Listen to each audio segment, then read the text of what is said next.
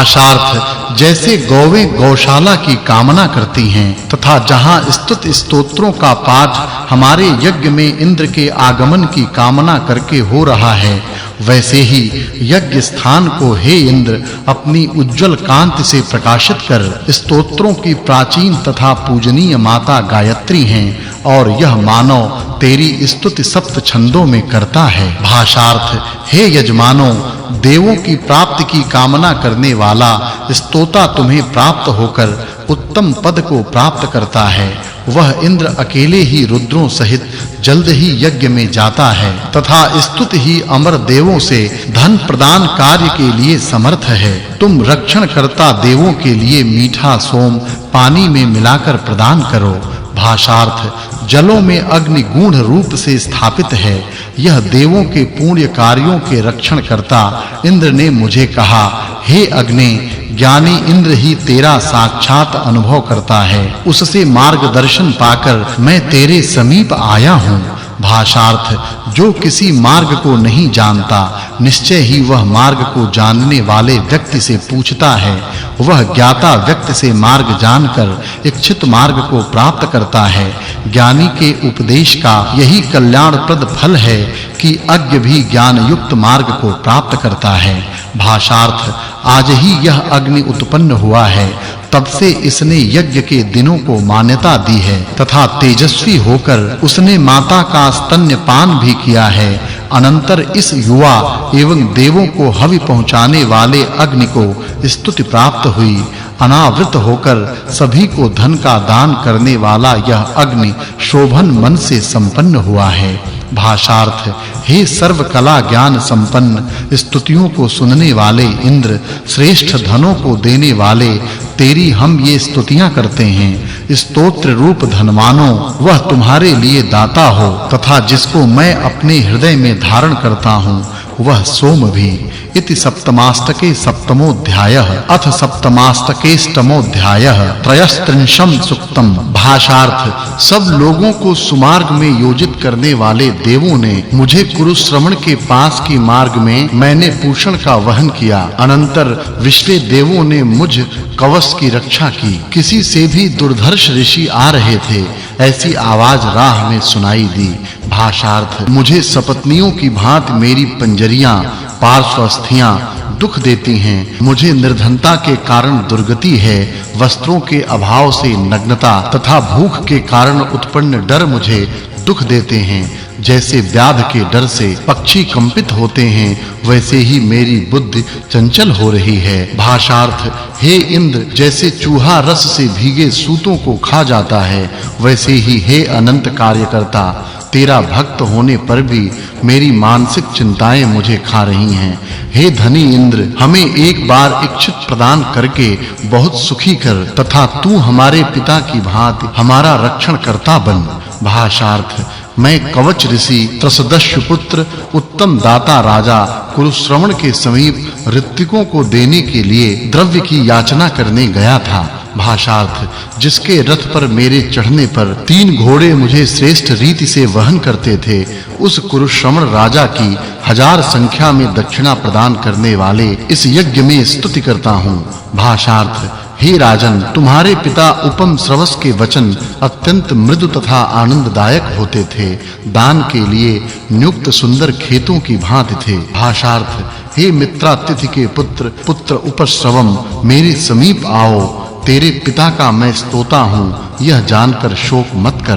भाषार्थ यदि मैं अमर देवों तथा मरणाधर्म मानवों का स्वामी होता तो धनवान मित्रातिथि जरूर जीवित रहते। भाषार्थ देवों के किए व्रत नियमों का उल्लंघन करके कोई 100 वर्ष तक भी जीवित नहीं रह सकता। उसी प्रकार हमारे मित्रों का भी वियोग हो जाता है। चतुस्त्रिंशम सूक्तम। भाषार्थ बड़े-बड़े नीचे की भूमि में उत्पन्न हुए इधर-उधर चलने वाले तथा कंपनशील अक्ष पासे मुझे प्रसन्न करते हैं। मूजवान पहाड़ पर उत्पन्न सोमलता के मीठे रसपान से जैसे प्रसन्नता होती है, वैसे ही बहेड़े के पीठ के काट से बना जीता जागता अक्ष मुझे बहकाता है। भाषार्थ यह मेरी पत्नी कभी मेरा तिरस्कार नहीं करती, न कभी मुझसे लज्जित होती। मेरे मित्रों तथा मेरे लिए कल्याणकारिणी है, तो भी केवल पासे अक्ष के कारण मैंने अनुरागिणी पत्नी को छोड़ दिया।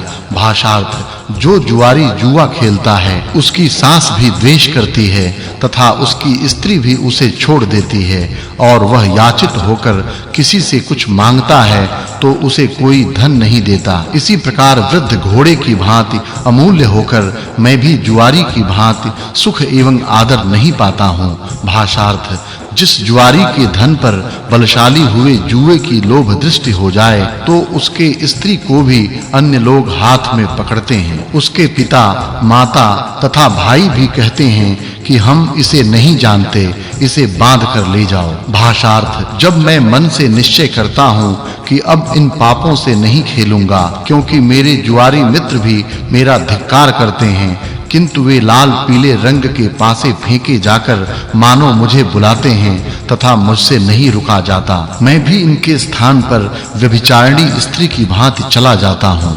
भाषार्थ शरीर से दीप्यमान जुआरी किस धनवान पर मैं विजय प्राप्त करूं, ऐसे मन से पूछता हुआ द्युत सभा में आता है। वहां विपक्षी जुआरी को पराभूत करने के लिए अक्षों को विजय के लिए रखे हुए जुआरी के वे पासे धन कमाने को बढ़ाते हैं। भाषार्थ ये पासे ही अंकुश की भांति चुभते हैं, बाण के समान छेदते हैं, छुरे के सदृश काटते हैं, पराभूत होने पर संतप्त करते हैं, सब कुछ हरण होने पर कुटुंबी लोगों को दुख देने वाले हैं। विजयी जुआरी के लिए पासे पुत्र जन्म की भांति आनंददायक होते हैं तथा मधुता से युक्त एवं मधुर वचनों से बात करने वाले होते हैं, परंतु हारे हुए जुआरी को तो नष्ट ही करता है। भाषार्थ इन अक्षों का तिरपन का संग सत्य धर्म का स्वरूप सूर्य देव की भांति विहार करता है। अत्यंत उग्र मानव के क्रोध के आगे नहीं झुकते, उसके वश में नहीं आते। राजा भी पासों को खेलते समय प्रणाम ही करता है। भाषार्थ ये अक्ष पासे कभी नीचे उतरते हैं तथा कभी ऊपर उठते हैं। ये पासे यदि हाथों से रहित हैं तो भी हाथों वाले जुआरियों को पराभूत करते हैं। ये पासे दिव्य हैं तो भी प्रज्वलित अंगारों की भांति संतापदायक बनते हैं। वे छूने में ठंडे होने पर भी जुआरियों के अंतःकरण को पराभूत होने के डर के कारण जलाते हैं। भाषार्थ जुआरी की त्यागी हुई पत्नी दुखित होती है तथा कहीं-कहीं विचरते पुत्र की माता भी आकुलता में दुखी रहती है। ऋणग्रस्त जुआरी धन की कामना करता हुआ भयभीत होकर रात्रि के समय दूसरे के घर चोरी करने के लिए जाता है। भाषार्थ जुआरी दूसरे की स्त्रियों का सुख तथा अपने सुंदर घर में सुस्थित देखकर अपनी स्त्री की स्थिति देखकर दुखी होता है। फिर प्रातः काल होते ही गेरू रंग के पासों से यह खेलना आरंभ करता है। वह मूर्ख मानव रात में आग के पास पहुंचता है। भाषार्थ हे अक्षों, तुम्हारे बड़े संघ का जो प्रधान नायक है तथा जो सर्वश्रेष्ठ राजा है, मैं उसको अपनी 10 अंगुलियां जोड़कर प्रणाम करता हूँ। उसके लिए मैं धन भी नहीं चाहता हूँ, मैं सत्य बात कहता हूँ। भाषार्थ हे जुआरी, कभी भी जुआ मत खेलना। तू मेहनत से खेती कर और उसी को बहुत मानता हुआ प्राप्त धन से प्रसन्न रह। इसी से गौवें एवं स्त्री प्राप्त करोगे। साक्षात सूर्य देव ने मुझसे ऐसा कहा है। भाषार्थ हे अक्षों, हमें अपना मित्र बनाओ, हमारा कल्याण करो। हमें दुखद दुर्धर्ष क्रोध से हमला मत करो। तुम्हारे क्रोध में हमारा शत्रु ही गिरे, दूसरे हमारे शत्रु बभ्रुवर्ण के पासों के बंधन में फंसे रहें। पंचत्रिंशम सुक्तम। भाषार्थ वे इंद्र संबंधी आहवनीय अग्नि सुबह के समय अंधकार को नष्ट करते हैं तथा तेजस्वी होकर प्रज्वलित होते हैं, जाग जाते हैं। महान द्युलोक एवं भूलोक अपने कार्य में रत हों। आज हमें इंद्रादि देवों की रक्षा प्राप्त हो। भाषार्थ द्यावा पृथ्वी हमारी रक्षा करे, हम ऐसी प्रार्थना करते हैं। उसी प्रकार लोक के निर्माता